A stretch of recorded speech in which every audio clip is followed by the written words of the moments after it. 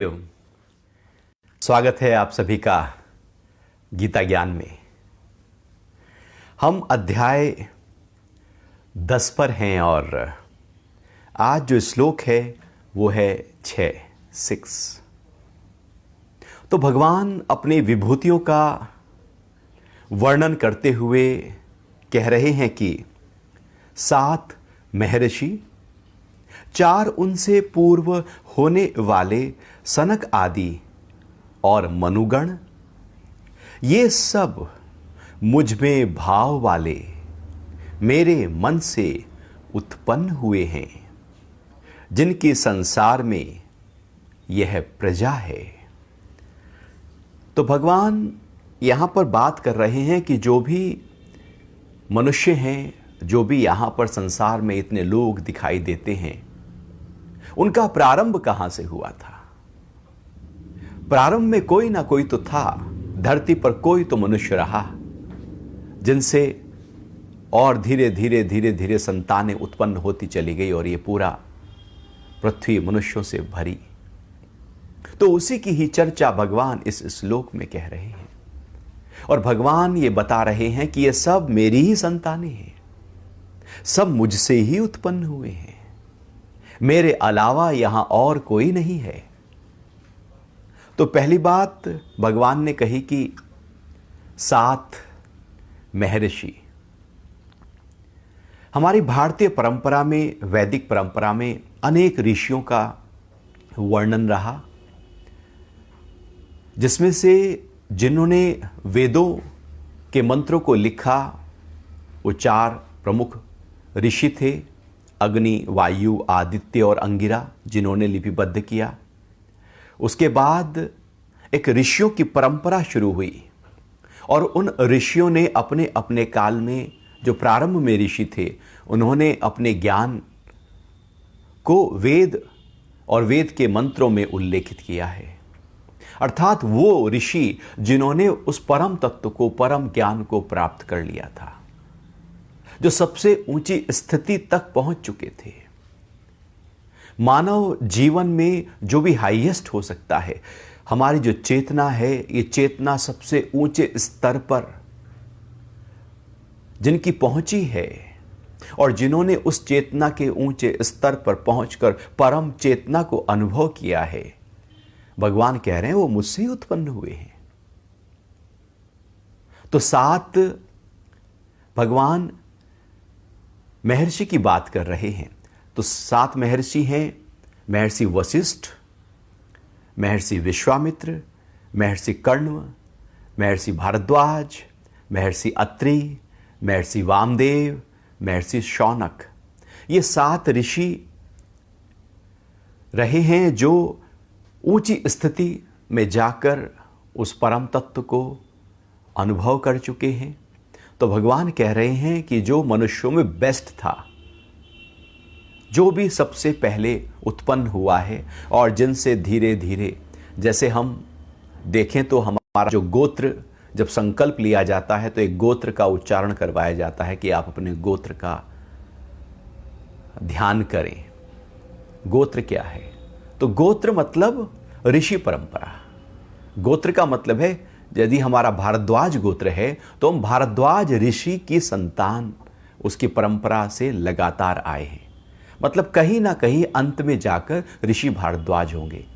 किसी का वशिष्ठ गोत्र है तो अंत में जाकर ऋषि वशिष्ठ से संबंधित हो जाएंगे। किसी का अत्रि गोत्र है तो वो पूरी तरह से, तो इस तरह से जो गोत्र की परंपरा हमारे यहाँ रही है वो ऋषि परंपरा रही है कि उनकी संतान और धीरे धीरे हम। तो यदि हम धीरे धीरे पीछे जाते चले जाएं तो हम पाएंगे कि हम ऋषि से आए हैं और ऋषि भगवान कह रहे हैं मेरे से उत्पन्न हुआ है। तो फिर हम तो भगवान से ही उत्पन्न हुए हैं ना। तो 7 जो ऋषि हैं वो भी ईश्वर से आए हैं और फिर भगवान ने कहा कि उनसे भी पूर्व होने वाले जो सनक आदि मनुगण हैं, तो ये जो सनक आदि मनुगण हैं ये 4 हैं। 4 सनक आदि ऋषि रहे हैं जो बेसिकली ब्रह्मा जी के पुत्र माने जाते हैं, जिनसे धीरे धीरे धीरे धीरे ये सारा जो ज्ञान है, विज्ञान है, पूरी सृष्टि है, इसका प्रादुर्भाव हुआ, इसका आरंभ हुआ। तो वो हैं सनक हैं, दूसरे हैं सनंदन, और तीसरे सनातन, और चौथे सनत कुमार। तो इस तरह से 4 सनक आदि भगवान ऋषि की बात कर रहे हैं और कह रहे हैं कि ये सब मुझ में भाव वाले मेरे मन से उत्पन्न हुए हैं। ये मुझ में भाव वाले हैं, इनका भाव मेरे अतिरिक्त कहीं और नहीं। जो मेरे में भाव रखता है उनमें मैं होता हूं। भगवान के मन से उत्पन्न हुए हैं, ये अजोनी है, स्वयं प्रकट है, और प्रकट होकर भी भगवान में ही लगातार, ईश्वर में ही लगातार अपने मन को रमाया है। तो जिनसे भारतीय संस्कृति में ज्ञान का प्रादुर्भाव हुआ, ज्ञान पूरी तरह से फैला, जहां से वो ज्ञान आया, भगवान कह रहे हैं वो भी मुझसे उत्पन्न हुए हैं, वहां भी मैं हूं, और उन्होंने अपने मन को पूरी तरह से मुझ में ही स्थापित किया है। तभी ये जो ब्रह्म ज्ञान है, जो आत्मज्ञान है, वो प्रकट हुआ वेदों और उपनिषदों और धीरे धीरे लगातार बहती हुई प्रवाहों और धाराओं के माध्यम से। उसके बाद जो भी फिर और ऋषि हुए, वो भी उन ऋषियों की ही संतानें थी। एक परंपरा, एक गुरु शिष्य परंपरा चली। तो जितना भी ज्ञान विज्ञान है वो सब मुझसे ही उत्पन्न हुआ है। इसलिए भगवान कह रहे हैं संसार में उनकी ये प्रजा है। तो मेरे ही पुत्र हो तुम, मेरे से ही उत्पन्न हुए हो, कारण मैं ही हूं और कोई कारण नहीं। यह विभूति है भगवान की। तो भगवान ने कह दिया कि सारा ज्ञान, सारा विज्ञान और जो भी प्रजाएं हैं, उनका जो स्रोत रहा है वो मेरे से है। तो मैं सब जगह विद्यमान हूं। जैसे एक डीएनए होता है ना, तो उस डीएनए से पता लग जाता है। तो ऐसे ही यदि और स्पिरिचुअल डीएनए देखा जाए तो वो परमात्मा है, सब जगह वही विद्यमान है, वहां पर अलग नहीं। शरीर के स्तर पर जब हम डीएनए निकालते हैं तो वो अलग मिलेगा।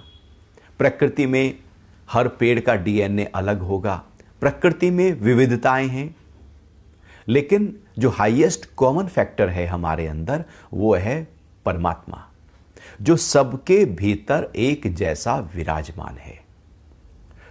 तो ये भगवान की विभूति है कि हे अर्जुन, जब मैं वहां विराजमान हूं तो उन्हीं की ही सब संतानें हैं, तो मैं तुम में भी विराजमान हूं, और ऐसा कोई भी नहीं है जिसमें मैं विराजित नहीं हूं।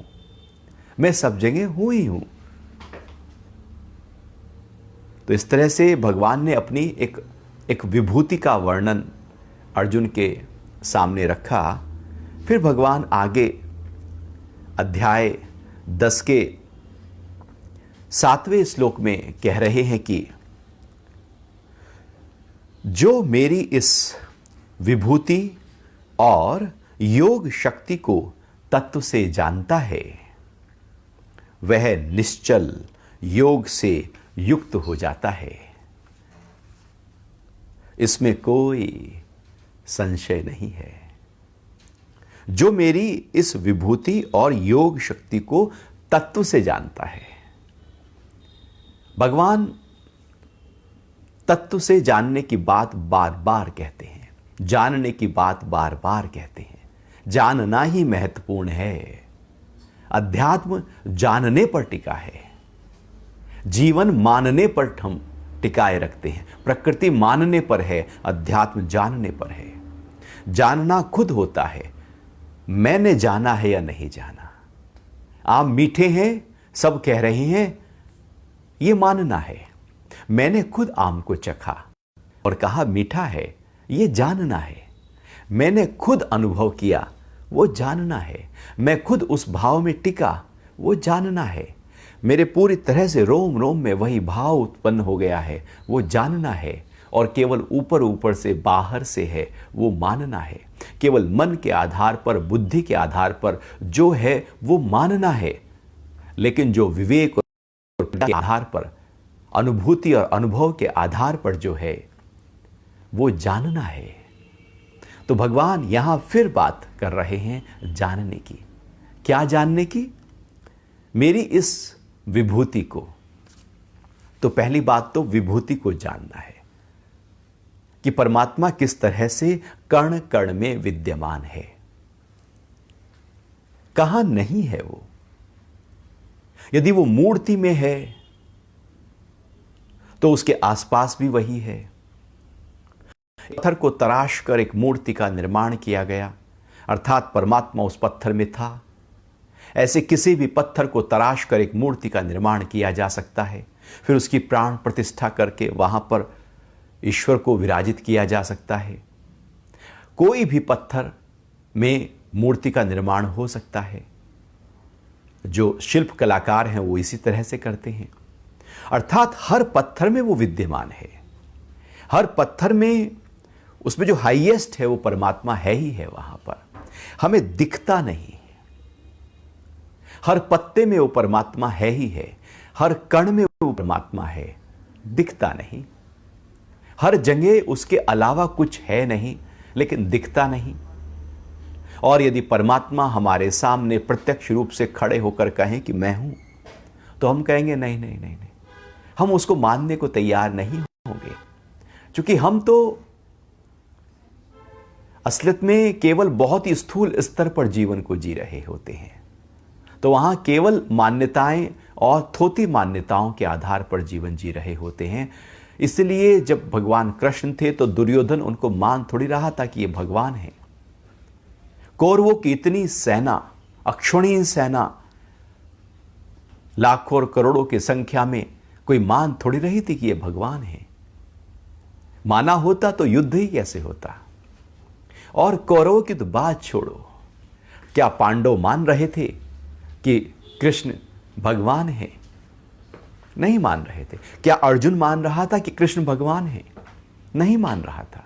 यदि मान रहा होता तो ये उसको पक्का होता कि यदि भगवान मेरा रथ हाँक रहे हैं तो फिर मुझे क्या चिंता है। तो अर्जुन तो अभी भगवान को भगवान देख ही नहीं रहा है। वो तो केवल देख रहा है कि एक दिव्य एक व्यक्ति है और बहुत सारे गुणों से भरा हुआ है, बहुत सारे युद्ध कौशल आते हैं, बुद्धि की बहुत ही विशालता है, अलौकिक रूप है, बस इतना कि मनुष्यों में श्रेष्ठ है, बस इतना। लेकिन भगवान को कृष्ण के भीतर मानना कठिन था। इसलिए भगवान अब अपनी विभूतियों का वर्णन कर रहे हैं। यदि अर्जुन मान लेता, जान लेता ये भगवान है, तो फिर वहां पर यह बात उठती ही ना। जब भगवान सामने हैं तो मानना मुश्किल है। कहां मानते हैं? ऐसी तो होता है जब अपने वाले चले जाते हैं तब हम उनको उनकी याद करते रहते हैं, अरे वो कितने अच्छे थे। और जब सामने थे तो हम लड़ते रहते थे। जब नहीं है तब उनकी याद में आंसू बहा लेते हैं, और जब होते हैं तो द्वेष के साथ हम खड़े हो जाते हैं। और यही सिलसिला व्यक्ति के अंदर चलता रहता है। परमात्मा भी कण कण में विराजा हुआ है, लेकिन हम उसको उस रूप में देख ही नहीं पाते। कहाँ देख पाते हैं? आप देखें जितने भी महापुरुष हुए हैं, समाज ने सबको दुत्कारा ही है। कबीर को भी दुत्कारा, तो रैदास को भी दुत्कारा, तो महावीर जी को भी, बुद्ध को भी, नानक को भी। शुरू में तो उस दिव्यता को कोई अनुभव ही नहीं कर रहा। घर वाले ही अनुभव नहीं कर रहे थे। नानक जी को घर वाले ही कहते थे जाओ काम करो, क्या खाली बैठे रहते हो, कुछ करो। तो जान ही नहीं पाते। जब पूरी तरह से व्यक्तित्व का पूरी प्रखर स्थिति सामने प्रकट हो और परमात्मा ही प्रकट हो जाए तो कौन जानता है। हम तत्व से जानते कहां हैं। गुरु के रूप में परमात्मा पूरी तरह से सामने विराजित होते हैं, लेकिन हम जानते कहां हैं। हम तो कहते नहीं, वो मूर्ति वाले भगवान भगवान हैं। जो गुरु सामने प्रकट है या दिव्य पुरुष सामने प्रकट है वो भगवान नहीं। इसलिए जो जान लेते हैं कि गुरु में वही तत्व उभर कर आ गया है, वो गुरु को भगवान कहने लगते हैं, क्योंकि उन्होंने जाना है कि वो भगवान ही है। ऊपर से नाम नहीं दिया जा रहा गुरु का भगवान, बल्कि वो है ही भगवान। बल्कि ऐसा कोई भी नहीं है जिसमें भगवान नहीं है। उस शिष्य में भी भगवान है, लेकिन उसने अभी उस अपने भगवान तत्व को, उस ईश्वर तत्व को जाना नहीं है। सब में वो विराजित है, कहीं प्रकट हो गए हैं, कहीं अप्रकट है। तो जहां प्रकट हैं उसको जानना है, जहां अप्रकट हैं उसको भी जानना है। तो कण कण में परमात्मा है ही है। सूरज की हर रोशनी में, हर किरणों में परमात्मा विद्यमान है ही है। तो यहां पर ऐसा कुछ भी नहीं जहां परमात्मा नहीं। यह है विभूति से जानना कि जल बह रहा है, हर बूंद में परम तत्व है, हर फूल में परम तत्व है। सूरज की किरणों से लेकर हर वायुमंडल में सब जगह ऊर्जा के रूप में फैला हुआ परमात्मा ही है। सब कुछ ऊर्जा से तो बना है। यहां ऊर्जा के अलावा कुछ भी नहीं। एक कण भी ऊर्जा के बिना थोड़ी होता है। हमारा शरीर भी ऊर्जा से ही तो भरा है। हर सेल ऊर्जा का पुंज ही तो है। हमारा शरीर ऊर्जा का एक पुंज है। जैसे जैसे इस ऊर्जा को व्यवस्थित करते चले जाते हैं, शरीर का स्वास्थ्य बेहतर होता चला जाता है। और वो ऊर्जा कहां से है? वो शक्ति भी तो शिव से ही है। तो जब ऊर्जा से ही सब कुछ बना हुआ है और वो शक्ति, वो प्राणा भी उसी से है, तो वो तो सब जगह विद्यमान हो ही गया ना। ये है उसको विभूति से जानना कि वो है ही है। जान लिया कि दूध में मक्खन है ही है, बस ये जान लिया है। तो जान लिया जब परमात्मा है ही है, तो फिर तो वो ही है, मैं नहीं हूं। विभूति से जैसे ही परमात्मा को जाना, अब मैं नहीं रहता, अब वो ही रह जाते हैं।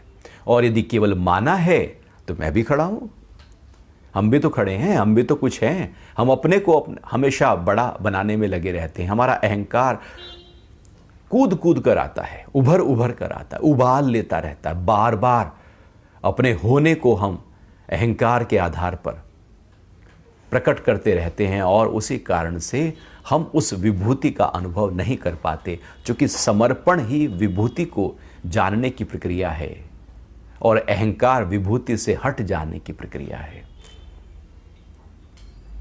और दूसरी बात भगवान कह रहे हैं कि योग शक्ति, विभूति को तत्व से जानना है और योग शक्ति को तत्व से जानना है।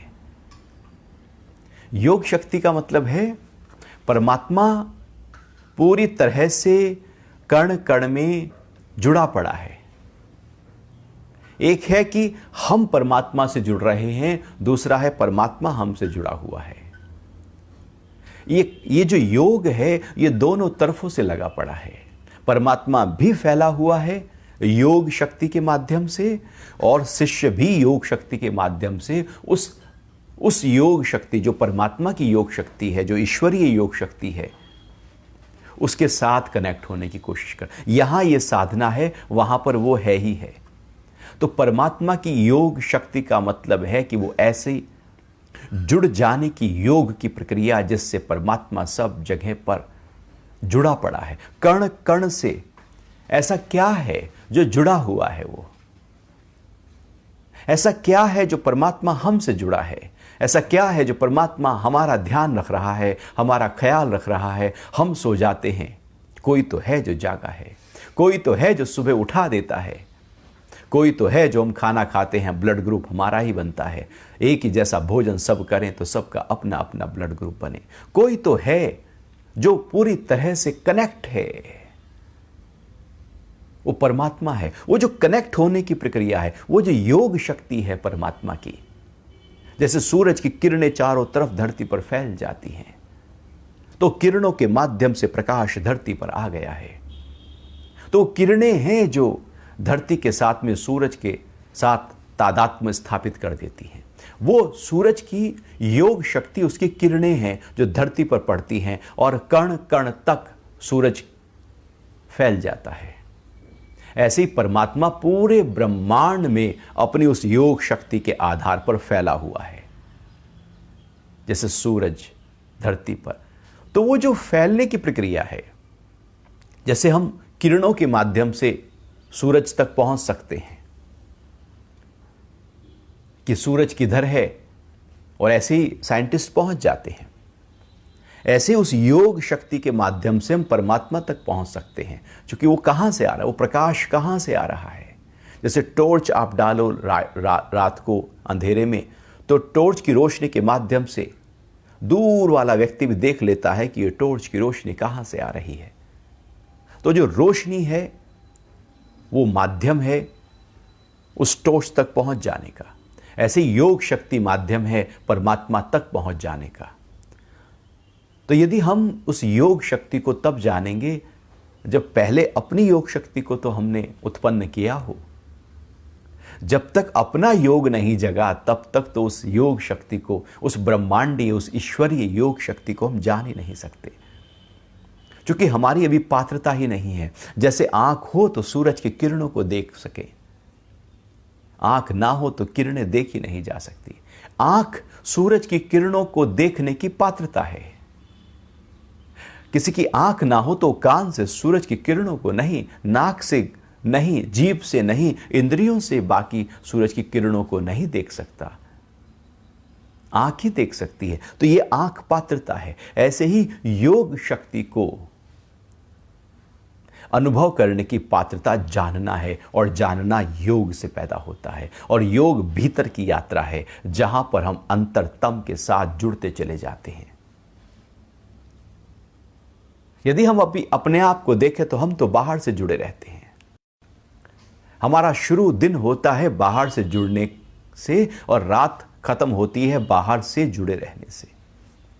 योग तो बहुत दूर कहीं है, वो तो भीतर की गहराइयों में जगा हुआ है।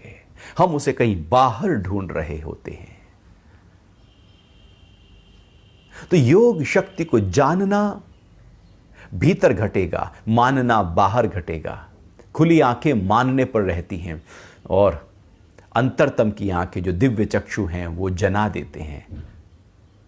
तो भगवान कह रहे हैं जो मेरी विभूति को और योग शक्ति को तत्व से जानना है, तत्व से अर्थात उसके पूरे के पूरे गहरे रूप से, और उसमें टिक कर, उसको सुनकर नहीं, उसको बोलकर नहीं, उसमें टिक कर। आत्मा को सुनकर बोलकर सिद्ध नहीं किया जा सकता, आत्मा में टिक कर आत्मा को सिद्ध किया जा सकता है। केवल बोलते रहो, उससे कुछ भी ना घटेगा। तोता बोलता रहे, उससे अंदर कुछ भी ना घटेगा, कुछ होगा नहीं। जानना ही सब कुछ है अध्यात्म में। फिर आगे भगवान इस श्लोक में कह रहे हैं कि वह निश्चल योग से युक्त हो जाता है, इससे इसमें कोई संशय नहीं है।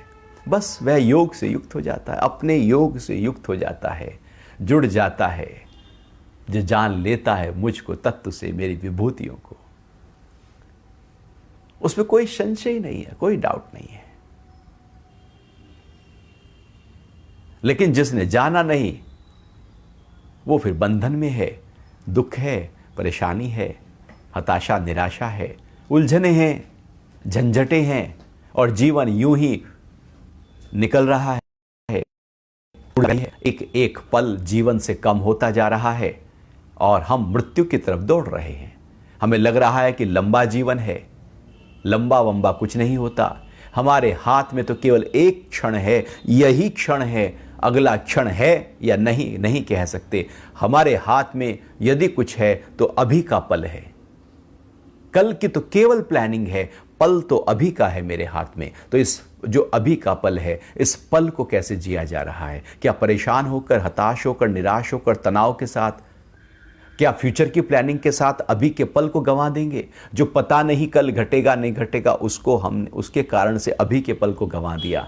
योग युक्त हो जाने का मतलब है इस पल लगातार बहते हुए हर पल के साथ अपने को जोड़ने की प्रक्रिया को योग युक्त कहते हैं। फिर आगे भगवान कह रहे हैं 10वें अध्याय के 8वें श्लोक में, मैं सबकी उत्पत्ति का मूल कारण हूं और मुझसे ही सारा संसार चलता है। ऐसा जानकर बुद्धिमान पुरुष भक्ति भाव से मेरा भजन करते हैं। मैं सबकी उत्पत्ति का मूल कारण हूं। तो विभूति को भगवान ने बताया और बताया मनुष्यों की उत्पत्ति जो हुई, जो 7 ऋषियों के माध्यम से, सनक आदि मनुगण के माध्यम से, जिनकी सब संतानें हैं, अर्थात परमात्मा ही सबकी उत्पत्ति का कारण है। ऐसे ही पूरी सृष्टि के कण कण, पत्ते पत्ते को, 5 महाभूतों को, मन बुद्धि अहंकार को, 24 के 24 तत्वों को जो रचा है वो परमात्मा के माध्यम से रचा गया है। सबका कारण मैं हूं। यदि पीछे पीछे पीछे जाएंगे, जैसे आप प्याज लें तो प्याज की परत दर परत उतारते जाएं, उतारते जाएं, उतारते जाएं, अंत में खाली स्थान आ जाएगा, अंत में निराकार आ जाएगा। साकार को उतारते जाओ और अंत में निराकार तक हम पहुंच जाएंगे। ऐसे ही परमात्मा जितना गहरे पदार्थ में उतरते चले जाओगे, उसको जानते चले जाओगे, आप पाएंगे वही रास्ता बन जाएगा निराकार तक पहुंच जाने का। तो मैं सबकी उत्पत्ति का मूल कारण हूं और मुझसे ही सारा संसार चलता है। क्योंकि मेरी विभूति ये है, मेरे सारे में फैल गया। मेरा प्राण तत्व, मेरा जो चीफ ऑपरेटिंग ऑफिसर है, जो पूरी तरह से ऑपरेशनल हो रहा है, वो प्राण के माध्यम से हो रहा है। पूरे ब्रह्मांड में मेरे इशारे से हो रहा है। तो सब मेरे से उत्पन्न हुआ है और सब मेरे से चलता है, मेरी शक्ति के आधार पर चलता है। मेरी शक्ति के बिना यहाँ कुछ भी नहीं। सूरज मेरी शक्ति से निकल रहा है, जल मेरी शक्ति से बह रहा है, वायु मेरी शक्ति से बह रही है, आकाश खड़ा है मेरी शक्ति से, धरती घूम रही है मेरी शक्ति से। सब कुछ सृष्टि का चक्र, ये काल चक्र, ये जीवन चक्र मेरे से चल रहा है। ऐसा जानकर, फिर भगवान बोल रहे हैं जानकर, ऐसा जानकर बुद्धिमान पुरुष भक्ति भाव से मेरा भजन करते हैं। तो बुद्धिमान वो है जो परमात्मा की ओर लगा हुआ है। जिसकी बुद्धि परमात्मा की तरफ लगी वो बुद्धिमान, और जिसकी बुद्धि माया की तरफ लगी वो बुद्धिमान नहीं कहलाता। भले उसकी बुद्धि कितनी भी तीव्र कुशाग्र हो, भले भी वो बुद्धि के माध्यम से धन कितना भी कमा ले, भले वो बुद्धि के माध्यम से कितना भी अपनी चालाकियों के माध्यम से आगे बढ़ जाए, लेकिन वो बुद्धिमान नहीं कहलाता। अध्यात्म के नजरिए से वो बुद्धिहीन है, वो मंद बुद्धि है, उसकी अभी बुद्धि ही नहीं है। ये बात भगवान पहले भी कहते आए हैं। बुद्धिमान वो है जो परमात्मा में लगातार ठहरा है, उस परमात्मा का ही भजन उसके भीतर चल रहा है। बुद्धिमान पुरुष भक्ति भाव से मेरा भजन करते हैं। अब यहां पर भगवान भजन की बात कर रहे हैं और भाव संविता, यदि संस्कृत में देखें तो भाव की बात कर रहे हैं। परमात्मा का ध्यान भाव के स्तर पर होना चाहिए, शब्दों के स्तर पर नहीं। शब्द तो हम गीता पढ़ रहे हैं लेकिन मन कुछ और चल रहा है। शब्द में तो गीता है। हम राम का जाप कर रहे हैं लेकिन मन के स्तर पर तो कुछ और भी चल सकता है। शब्दों के स्तर पर जो चल रहा है उससे कोई मतलब नहीं है कि अंदर वही चल रहा हो, लेकिन जो भाव उठ रहा है वो महत्वपूर्ण है, जो भाव चल रहा है वो महत्वपूर्ण है। और भगवान यहाँ पर कहीं भी शब्द की बात नहीं, पहले भाव की बात करते हैं। भजन का मतलब है जिसके अंदर, जिसके भीतर भाव में मैं हो गया हूं। चूंकि भाव लगातार बहने की प्रक्रिया है, जैसे नदी लगातार बहती रहती है, उसके बीच में कोई रुकावट नहीं, वो बह रही है। सूरज की किरणें लगातार आ रही हैं, बिना रोक टोक के आ रही हैं, टूट टूट कर नहीं आ रही। ऐसे ही लगातार जब हृदय में परमात्मा का भाव जगा हो उसको भजन कहते हैं। केवल कोई गाना गुनगुना लेना, कुछ शब्दों की तुक भिड़ंती करते हुए कुछ बोल देना भजन नहीं होता। वो तो केवल शब्द, ये नहीं तो वो है, वो तो केवल शब्द हैं। वो तो हमने तुक भिड़ंती कर दी है, मिला दिया है, ताल मिला दिया, लय मिला दिया, सुर मिला दिए, उसकी मात्राएं मिला दी, बस इतना किया और भजन हो गया। भजन भाव से होता है, भाव हृदय से होता है। जहाँ पर केवल हृदय के अंदर परमात्मा ही विराजित हैं, उसी को भजन कहते हैं। भले ऊपर से आप कुछ भी बोलें, लेकिन यदि ऊपर से आप भजन गुनगुना रहे हैं और अंदर आपकी वही चालाकियाँ, वही होशियारी, वही काम, वही क्रोध, वही लोभ है, तो वो भजन होते हुए भी भजन नहीं है। यहाँ जिस भजन की बात कही जा रही है वो है भाव। हमारे अंदर भाव हो परमात्मा का लगातार रहे। वैसा ही भाव कि जैसे आप रास्ते में सफ़र कर रहे हैं ट्रेन से और आप कैश लेकर जा रहे हैं एक स्थान से दूसरे शहर में, तो आप देखना लगातार आपका ध्यान उस कैश पर होगा। यदि आपने पर्स में पैसे रखे हुए हैं तो आप स्टेशन पर पहुंचे, स्टेशन तक पहुंचे, वहाँ भी कैश पर ध्यान है, टिकट खरीद रहे हैं वहाँ कैश पर ध्यान है, लाइन में खड़े हैं कैश पर ध्यान है, ट्रेन में चढ़ रहे हैं कैश पर ध्यान है, बैठ गए हैं कैश पर ध्यान है, लोगों से बातचीत कर रहे हैं लेकिन ध्यान आपका कैश पर है। फिर जब ट्रेन से उतरेंगे, चूंकि वहाँ भीड़ होती है, निकाले जा सकते हैं पैसे, फिर कैश पर ध्यान है। फिर ऑटो लेकर आप कहीं जा रहे हैं, कैश पर ही ध्यान लगातार आपका है। सारे काम ऊपर के हो रहे हैं लेकिन ध्यान तो उसी पैसे पर है। वो हो सकता है ऐसे ही परमात्मा का भाव लगातार हमारे अंदर रह सकता है। आप ऊपर के सारे काम करते रहो लेकिन भीतर का भाव वही रह सकता है, उसको भजन कहते हैं। भजन है कि ऊपर के स्तर पर, इंद्रियों के स्तर पर, मन के स्तर पर, बुद्धि के स्तर पर कुछ हो, लेकिन भाव के स्तर पर, हृदय के स्तर पर केवल परमात्मा का ही भान हो, उसे भजन कहते हैं। भगवान फिर 10वें अध्याय के 9वें श्लोक में कह रहे हैं कि मुझ में चित्त को लगाकर और मुझ में ही प्राणों को अर्पित करके भक्तजन एक दूसरे को बोध कराते हुए मेरा गुणगान कर निरंतर संतुष्ट होते हैं और मुझ में ही रमण करते हैं। यहां भक्त की बात बताई है भगवान ने। कौन है भक्त? किसे कहेंगे भक्त? कौन है मेरा पूजक? कौन मुझे पूज रहा है? कौन लगातार मेरे ही भीतर अपना ध्यान रखे हुए है? तो पहली बात कही कि मुझ में चित्त को लगाकर। अब मुझ में चित्त को लगाकर बड़ा मुश्किल है परमात्मा में लगातार चित्त का लगे रहना। मन ठहरता तो है नहीं, इसकी भाग दौड़ तो लगातार है। कहाँ ठहरता है ये? उछल कूद इसकी होती रहती है, लगातार उछलता कूदता रहता है ये मन, एक स्थान से दूसरे पर, तीसरे पर, चौथे पर। जैसे आप तेजी से बॉल को फेंक कर मारो, फुटबॉल फेंक, दूर तक ऐसे टप्पा खाती हुई दूर तक उछलती चली जाती है और फिर जाकर कहीं रुक जाती है। वो रुक जाती है लेकिन ये मन नहीं रुकता। ये तो सुबह से शुरू हुआ नहीं कि इसके टप्पे शुरू हो जाते हैं, नीचे ऊपर नीचे ऊपर, रात तक ये टप्पा खाती रहती है। रात को सो जाते हो सपनों के रूप में, फिर वही टप्पे चलते रहते हैं। ये मन ऐसे भागता रहता है, ऐसे भागता रहे। ये भागता हुआ मन ही तो दुखों का कारण बनकर खड़ा हो गया। सारी ऊर्जा इसी भागते हुए मन के कारण से तो निकल गई। हम ऊर्जा के स्तर पर अपने आप को जब कमजोर पाते हैं, जब मन ज्यादा चले, तो आप देखना कभी भी आपको थकान लगेगी। आप बैठे हो, कुछ कर नहीं रहे हो, लेकिन बहुत कुछ सोच रहे हो, आप थक जाओगे। आप देख रहे हो पिक्चर, उठकर थक जाओगे। आप सुन रहे हो म्यूजिक, आप थक जाओगे, क्योंकि ऊर्जा बह रही है।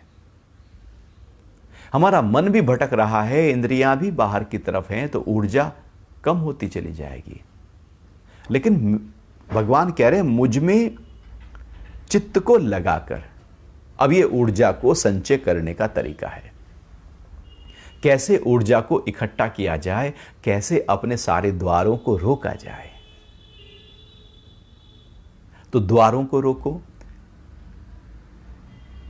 इंद्रियों को मेरे कंट्रोल में हो, फिर मेरा मन मेरे कंट्रोल में हो, मेरी बुद्धि मेरे कंट्रोल में हो, मेरा अहंकार मेरे कंट्रोल में हो, पूरे का पूरा अंतःकरण मेरे कंट्रोल में हो, मेरे इशारे पर चले, मैं उसके इशारों पर ना चल जाऊं। अभी तो जरा सी कोई खुशी आती है, हमारा मन उछलने लगता है, और कभी गम आ जाता है तो मन नीचे चला जाता है। कभी तो हम इतने नीचे उतरते हैं कि गड्ढा खोद के नीचे उतर जाते हैं, और कभी हम इतने हल्के होते हैं कि आकाश को फाड़ कर हम ऊपर उतर जाएं। ऐसे मन हमारा ऊपर नीचे गति करता चला जाता है। ये कोई मन की स्वस्थ स्थिति थोड़ी है। मन की स्वस्थ स्थिति का मतलब है लगातार मन एक ही भाव में, समभाव में टिका रहे, उसको स्वस्थ मन कहते हैं। और मन में जब बहुत हलचल हो तो उसको अस्वस्थ मन कहते हैं। मतलब का हुआ तो खुश हो गए, नहीं हुआ तो दुखी हो गए, अस्वस्थ मन है ये। तो भगवान उसी मन को स्वस्थ करने की बात कर रहे हैं। पहले अपने मन को कंट्रोल करो और फिर उस इकट्ठा हुए अंतःकरण को मुझ में लगाना। अपने चित्त को मुझ में तो लगाओ। आप कभी बैठना ध्यान के लिए और कहना कि 5 मिनट में बस अपने ध्यान को परमात्मा में लगाऊंगा। मन के साथ, बुद्धि के साथ, भाव के साथ, पूरे व्यक्तित्व के साथ में, पूरे प्राणों के साथ, प्राणों में केवल परमात्मा रहेंगे 5 मिनट। आप नहीं कर सकते, हो नहीं पाएगा। प्राणों की गहराइयों में भी परमात्मा रोम रोम में फूट रहा हो, 5 मिनट मुश्किल है। चलो 1 मिनट करके देखना, कुछ सेकंड करके देखना, उतना कि जैसे जितना डूब रहा हो व्यक्ति, या आग लग गई हो। और आग, जैसे व्यक्ति कह रहा है कि मुझे तो एक वृद्ध शरीर है, उठा नहीं जाता बिस्तर से, और घर में आग लग जाए और उसके आग, सारे घर वाले भाग गए, सब पहले अपनी जान बचाते हैं। और वो उस वृद्ध व्यक्ति ने देखा कि ये तो आग लगी है। अभी वो कह रहा था कि उठा नहीं जाता, अभी वो उठकर दौड़कर भागेगा। सारी शक्ति एकदम इकट्ठा हो जाएगी। जान बचाने को जो आतुर व्यक्ति होता है, चाहे वो डूब रहा हो या आग में जल रहा हो, उस समय जो प्रगाढ़ता होती है जान बचाने की, प्राणों के अंदर जीवित हो जाने की, क्या इतनी प्रगाढ़ता 1 मिनट के लिए हम परमात्मा के लिए रख सकते हैं? उसे कहते हैं चित्त को मुझ में लगाना, कि पूरी प्रगाढ़ता परमात्मा में हो। हम थोड़ी देर नहीं कर पाते, यहां तो लगातार की बात हो रही है। और मुझ में चित्त को लगाकर और मुझ में ही प्राणों को अर्पित करके, हर श्वास, हर प्रश्वास, वो श्वास, वो प्रश्वास में परमात्मा हो। श्वासा दी माला नाल सिमरा में तेरा नाम। इसी को अजपा जाप कहते हैं कि श्वास अंदर गया, सांस बाहर आया। जब श्वास अंदर गया तो सो, श्वास बाहर आया तो हम। सो हम लगातार हर श्वास के साथ ये अजपा जाप, जिसको अजपा गायत्री भी कहते हैं, 21,600 बार हमारे साथ होता रहता है। अर्थात प्राण लगातार आहुति दे रहे होते हैं उस परमात्मा में। प्राण तो हैं वहां पर, लेकिन हमारा ध्यान कहाँ है? हमारा ध्यान, हमारा मन प्राणों में हो, और प्राण पूरी तरह से परमात्मा का उद्घोष करते हुए जो बह रहे हैं उसको हम अनुभव कर रहे हों, क्योंकि उसी ही अलख गूंज के साथ प्राण बह रहे होते हैं। ओंकार के नाद के साथ प्राण बह रहे होते हैं। ओंकार हर श्वास में चल रहा होता है, अर्थात हर प्राण में जो नाद है, जो अनहद है, वो परमात्मा की गूंज है। और हम उसको अनुभव करें, अर्थात मैंने अपने प्राणों को परमात्मा में समर्पित कर दिया है। अब ये प्राण मेरे नहीं, क्योंकि हम प्राणों को यूज़ करते हैं अपनी इच्छाओं, अपनी वासनाओं, अपने विकारों के लिए। अपने जीवन को हम अपने स्वार्थों के लिए यूज करते हैं। सारा शरीर प्राण से ओतप्रोत है, और उन प्राणों को यूटिलाइज कहाँ किया जा रहा है? जब हम उन प्राणों को परमात्मा के लिए यूटिलाइज करें, केवल मेरे प्राण जो हैं, मेरी सारी शक्ति, मेरी इंद्रियों की शक्ति, मन, बुद्धि, शरीर की शक्ति केवल परमात्मा के लिए हो, तो भगवान कह रहे हैं प्राणों को अर्पित करके भक्तजन एक दूसरे को बोध कराते हुए, तो चित्त जिसका ठहर गया, प्राण जिसके समर्पित हो गए, अब वैसे ही एक दूसरे को बोध कराते हुए, अर्थात एक भक्त दूसरे भक्त के साथ में आपस में एक दूसरे को ज्ञान का आदान प्रदान करते हुए, अपने अनुभवों को शेयर करते हुए, साधना को और बलवती करते हुए और मन को पक्का करते हुए आपस में चर्चा। जो भक्त है, जो वो केवल जब दूसरे भक्त से मिलता है तो वो ज्ञान की चर्चा करता है, बोध की चर्चा करता है, कोई और चर्चा ही नहीं है। कि बोध हो जाए एक दूसरे को और उसकी स्थिति ऊपर उठे। मित्र का मतलब यही है कि एक दूसरे को ऊपर उठाए, फिर दूसरा पहले को ऊपर उठाए, ऐसे दोनों उठते उठते दोनों ही बोध को प्राप्त हो जाए। तो एक दूसरे को बोध कराते हुए, एक दूसरे के चित्त की संभाल करते हुए, मन की संभाल करते हुए, कभी मन जरा सा स्लिप हो रहा हो तो उसको ताकत देकर, कभी वासना कोई आ गई हो उसको ताकत देकर। ये तब जरूरी हो जाता है जब हम शेयर करते हैं अपने अनुभवों को, अपनी अनुभूतियों को और अपनी रुकावटों को, अपने व्यवधान को, जो साधना के बीच में प्रकट हो जाते हैं। तो एक इसलिए गुरु के साथ में जो प्रश्न उत्तर किए जाते हैं, वो प्रश्न उत्तर मतलब यही है कि वो जो बोध के रास्ते में रुकावट उत्पन्न हो रही है, वो लेन देन करते हुए वो जो बोध है उसमें रुकावट पैदा ना हो, वो प्रकट हो जाए। तो बोध तत्व को हमें ताकत देनी है, एक दूसरे को ताकत देनी है। अर्थात हमारे मित्र ऐसे हों, आप कोई ऐसा जीवन में हो कि जब आप फोन करें तो और उससे अध्यात्म की बात करें, स्पिरिचुअल टॉक करें। अध्यात्म की बात हम करते ही नहीं है, अध्यात्म को छोड़कर हम सारी बात करेंगे। जबकि चर्चा अध्यात्म की ओर भक्तगण जो हैं वो केवल आपस में जब भी बात करेंगे अध्यात्म की करेंगे और कोई बात नहीं करेंगे। एक दूसरे को बोध कराते हुए मेरा गुणगान कर निरंतर संतुष्ट होते हैं। बस एक दूसरे को आपस में गुणगान कर रहे हैं, परमात्मा की विभूतियों का गुणगान कर रहे हैं, किस तरह से परमात्मा पसर गया है सारे में, उसकी अनुभूति श्वास श्वास में हो रही है, अंतरतम में हो रही है। जिधर देखता हूँ उधर तू ही तू है।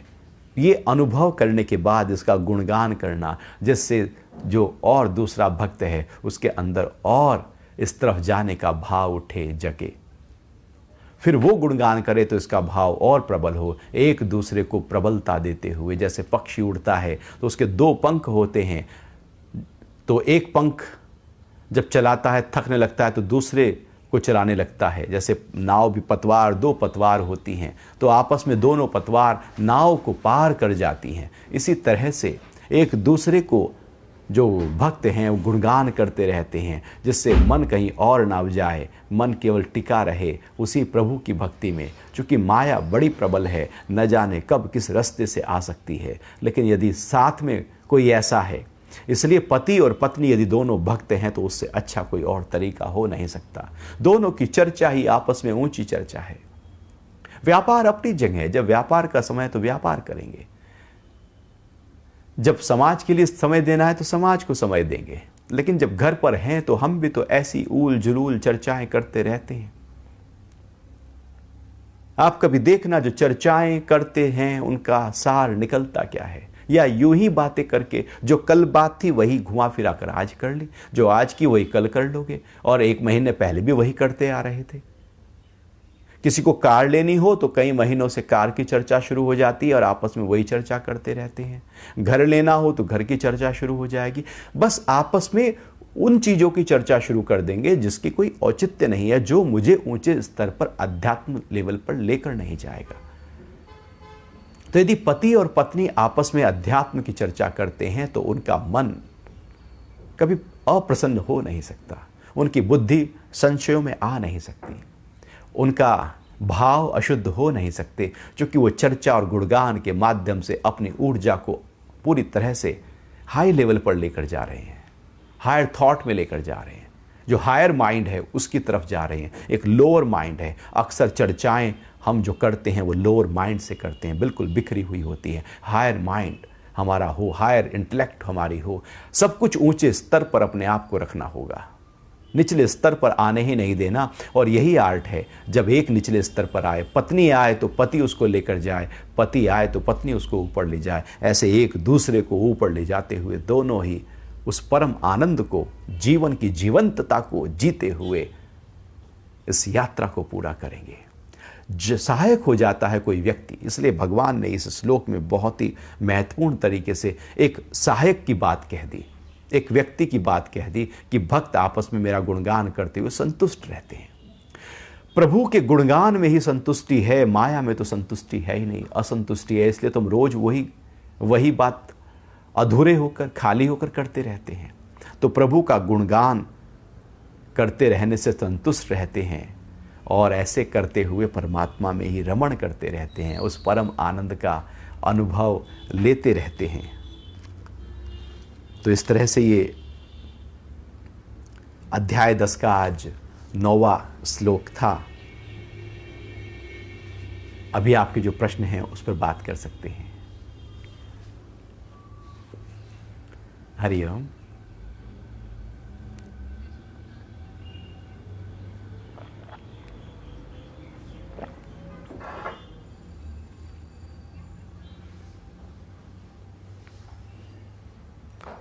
क्या परमात्मा पर भरोसा मुसीबत से निकाल सकता है? परमात्मा पर भरोसा जब मुसीबत आए तब नहीं करना, परमात्मा पे भरोसा मुसीबत से पहले भी कर लेना। जब मुसीबत ना हो तब भी करना, जब सुख हो सारा जीवन में तब भी परमात्मा पर भरोसा करना।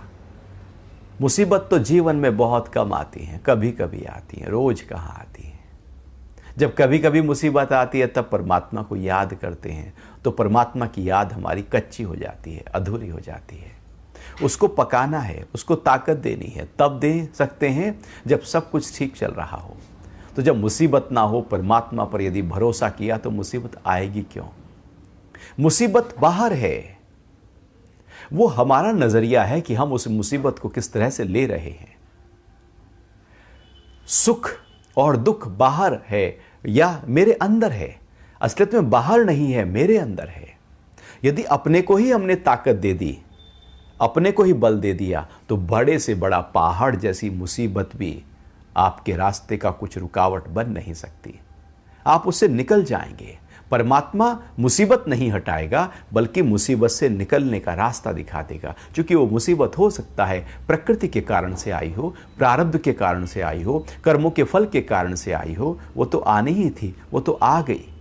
लेकिन रास्ता निकलने का आपको आना चाहिए। ये आर्ट ज्ञान के माध्यम से और भक्ति के माध्यम से प्रकट हो जाती है कि जब मुसीबत हो, दुख हो, पहाड़ जैसी मुसीबतें खड़ी हो जाएं, कैसे अपने आप को शांत रखते हुए मैं वहां से निकल जाऊं। हो सकता है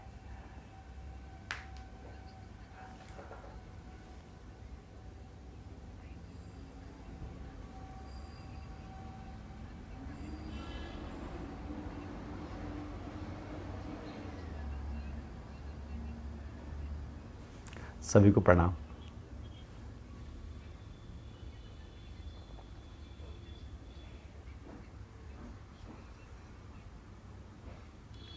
दिव्य विभूतियां मनुष्य के जीवन से संबंध कैसे रखती हैं? जीवन ही एक दिव्य विभूति है। सांस का आना और उसके बाद सांस का चले जाना और फिर अगली सांस आ जाना, कितनी बड़ी दिव्य विभूति है। एक मृत व्यक्ति को हवा बाहर है, फेफड़े उसके अंदर हैं, लेकिन जुड़ नहीं सकता, कनेक्ट नहीं हो सकता, क्योंकि वहां पर अब दिव्य विभूति कार्य नहीं कर रही है। वो जीवन में दिव्य विभूति किस तरह से कार्य करती है कि आपको भूख लगती है, आपको प्यास लगती है, आपको नींद आती है, आप उठते हैं, बैठते हैं। कितनी दिव्य विभूतियां हैं परमात्मा की, जिससे हमारे जीवन की रक्षा हो रही है और जीवन चल रहा है। यहां सब कुछ उस विभूति से ही तो है। विभूति का मतलब है परमात्मा जो कण कण में फैला हुआ है, मेरे जीवन में पूरी तरह से रचा बसा है। भला आज तक वैज्ञानिक रोटी डालकर खून बना पाए हैं क्या? आप रोटी खाएं, खून बन जाता है। गाय घास खाती है, दूध देने लगती है। भला कौन सी मशीन है कि घास डालो दूध निकले? ये विभूति है परमात्मा की। ये परमात्मा की विभूति ही है कि धरती पूरी हवा में ऐसे घूम रही है और हमें पता भी नहीं है कि हम घूम भी रहे हैं, हम लगातार घूमे जा रहे हैं। विभूति से भरा हुआ है ये पूरे का पूरा, रहस्य से भरा हुआ है ये जीवन। लेकिन हमारा ध्यान उन रहस्यों पर नहीं होता, इसलिए वो रहस्य होते हुए भी हमें दिख नहीं पाते, वो विभूति होते हुए भी हम उनको टेकन फॉर ग्रांटेड ले लेते हैं। लेकिन एक कमाल है कि ये जीवन किस तरह से अपने आप में ही परमात्मा की विभूति है। यदि इसी को हम देखें तो पाएंगे और धन्यवाद, उसका शुक्रिया निकलना शुरू हो जाएगा। तो विभूति हमारे जीवन से जुड़ी है, या यूं कहें हमारा जीवन ही परमात्मा की एक विभूति है।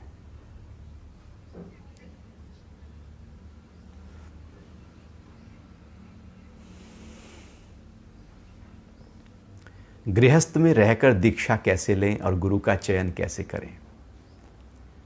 पहली बात तो ये आप मन से हटा दीजिए कि गृहस्थ कोई रुकावट है।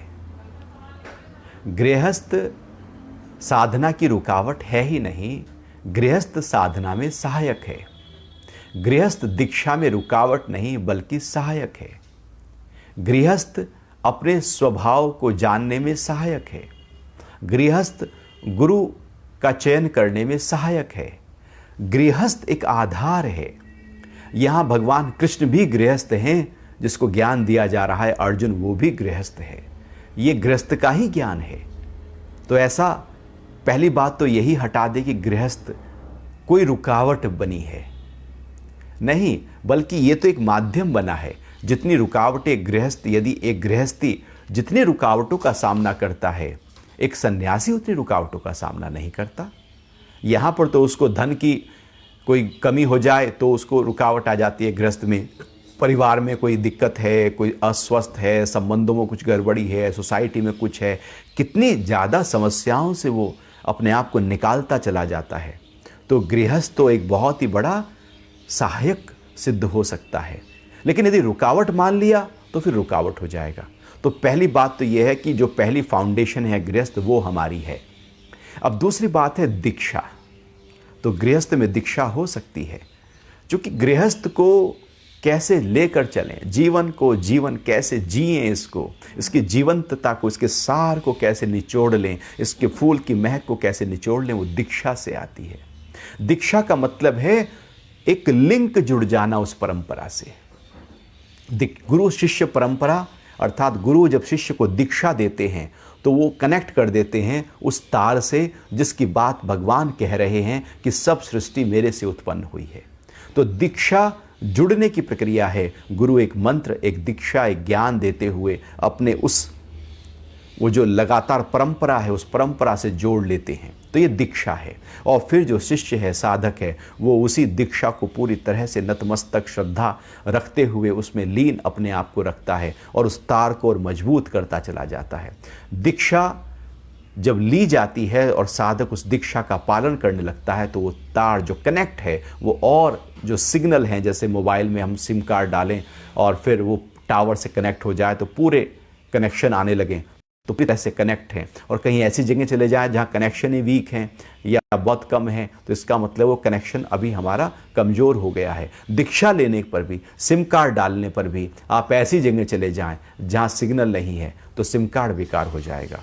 ऐसे ही दीक्षा में भी, दीक्षा ले तो ली, लेकिन उसके लिए हम कुछ कर नहीं रहे, समय बैठ नहीं रहे, ध्यान कर नहीं रहे, अपने स्वभाव के साथ बैठ नहीं रहे। वो केवल कहने के लिए दीक्षा ली है, कहने के लिए गुरु बनाया है, लेकिन उस परंपरा से अपने को हमने जोड़ा नहीं है। फिर जब हम तैयार हो जाते हैं तो गुरु हमारे सामने प्रत्यक्ष हो जाते हैं। समस्या गुरु की नहीं, समस्या तो शिष्य की होती है। शिष्य की पात्रता तैयार होनी चाहिए। गुरु सामने प्रकट है ही है, आपको दिख ही जाएंगे, किसी भी रूप में दिख जाएंगे। लेकिन यदि हम उनको देखने वाले हैं और यदि भगवान भी सामने प्रकट हैं और हमारा नज़रिया ही कुछ और है, तो हम उनसे भी ऐसे मुकरते हुए निकल जाएंगे, उनका ध्यान भी नहीं देंगे, क्योंकि हमारी पात्रता नहीं, क्योंकि हमारी कसौटी क्या है। यदि हम कसौटी पर खरे उतरे हुए हैं, यदि जोहरी पूरी तरह से तैयार है, तो सोना सामने आती बता देगा सोना है। तो जोहरी, वो जागरूकता है, अपने अंदर की जिज्ञासा है, वो बढ़ाते जाओ। परमात्मा की कृपा विभूति के माध्यम से किसी ना किसी रूप में सामने प्रकट हो जाएगी।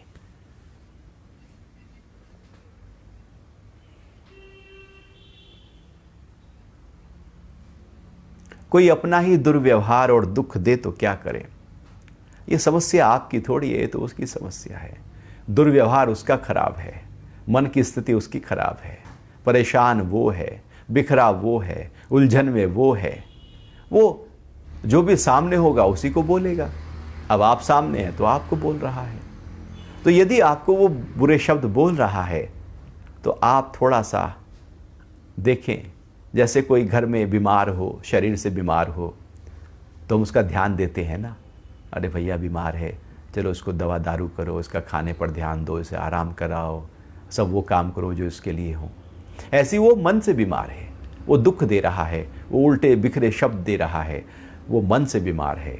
जैसे तन से बीमार होने पर उसका ध्यान देते हैं, ऐसे ही मन से बीमार होने पर उसको ध्यान दो। उनके शब्दों को ना पकड़ो, बल्कि उनके मन की संभाल करो। आप प्रेम के साथ रहो, वो भले कैसे भी रहे, आप प्रेम नहीं छोड़ना।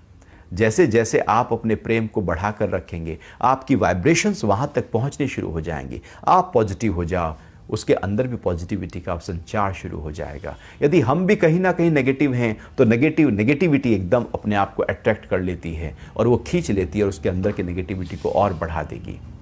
आपकी कोशिश हो कि उसका दुर्व्यवहार है लेकिन आपका सद्व्यवहार हो, आपका व्यवहार दुर ना हो। ऐसे तो न जाने प्रकृति में कितने लोगों का दुर्व्यवहार ही होता रहेगा। आप किस किस को कहाँ से अपने आप को बचाओगे।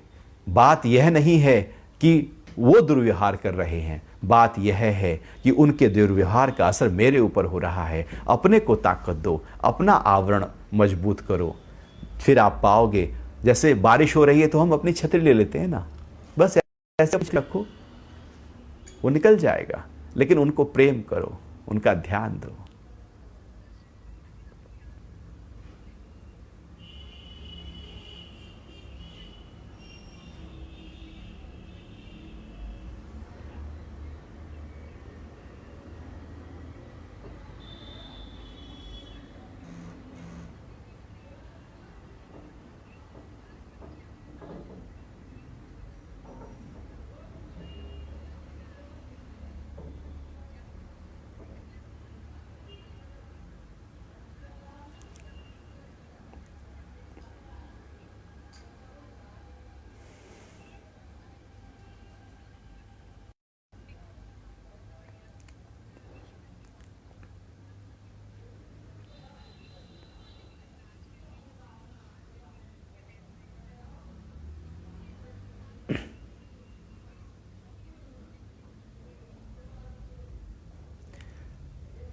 हाँ, मतलब कूल नहीं लगता कि सबसे अध्यात्म की बात करें। सबसे करने की जो बात ही नहीं है। एक ऐसा व्यक्ति देखो जो अध्यात्म में रुचि रखता हो। जरूरी नहीं कि वो अपने संबंधी हो। जब आप किसी सत्संग से जुड़ते हैं, कहीं गुरु से जुड़ते हैं, तो वहाँ पर और भी लोग होते हैं। जब वहाँ पर आप उस मित्रता करते हैं तो वहाँ पर जो बातचीत है वो तो केवल ज्ञान की हो सकती है ना, वो तो प्रभु के गुणगान की हो सकती है ना। कुछ ऐसे संबंध जीवन में होने चाहिए जहाँ पर हम इस तरह की चर्चा कर सके। अन्यथा माया की चर्चा तो कूल लगती ही है, उसमें हम रहते ही हैं और जीवन भर रहे ही हैं। आखिर कब तक रहेंगे? आखिर इन चर्चाओं में भी रहकर देखो। इसलिए यदि जिज्ञासा आपके अंदर प्रकट हो जाए, हमें लगता है कि वो उसके अंदर जिज्ञासा नहीं, ऐसा नहीं है। ये प्यास तो जन्मों जन्मों की है, ये तो हजारों सालों से प्यास चली आ रही है। कोई इसको याद दिलाने वाला चाहिए, कोई जगाने वाला चाहिए, कोई अच्छी बात करने वाला चाहिए। अध्यात्म की रुचि तो सबको होती है। यूथ हो, बच्चा हो, वृद्ध हो, जवान हो, सबके अंदर ये अंदर से जिज्ञासा है ही है। लेकिन हम ही बात नहीं करते, हम ही उस तरह से बात नहीं करते। कभी आप छेड़ कर को देखें, आप देखें, उसमें एक रुचि पैदा होगी। लेकिन ये ध्यान रखें कि पात्रता होनी चाहिए, रिसीव माइंड होना चाहिए, समय होना चाहिए। देश, काल और पात्र को ध्यान में रखते हुए बात छेड़ें। और जब लगे कि ये व्यक्ति इस तरह से इस चर्चा में शामिल है तो बस उसको अपना मित्र बना लें, आध्यात्मिक मित्र बना लें। एक व्यापारिक मित्र होते हैं जिससे आप व्यापार की बात करते हैं, एक पारिवारिक मित्र होते हैं जिनसे परिवार की बात करते हैं, एक मानसिक मित्र होते हैं जिनके मन को लेन देन की बात करते हैं, एक आध्यात्मिक मित्र हो सकते हैं जहां पर आध्यात्मिक चर्चा करें। इसलिए जो भी गुरु भाई हैं वहां पर जरूर अध्यात्म की ही चर्चा होनी चाहिए। हरि ओम।